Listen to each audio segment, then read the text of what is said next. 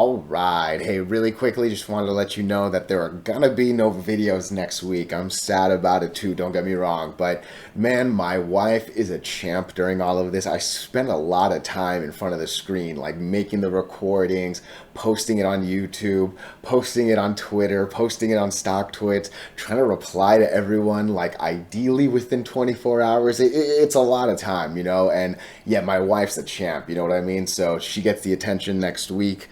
Merry Christmas to those of you that celebrate. Merry Xmas to those that don't. But again, hey, it's more about just good things. Hopefully, you're eating something good with some good people. I'll be with my family tomorrow. So I'm really excited for 24. Sad to not make videos next week. But again, the boss needs her time.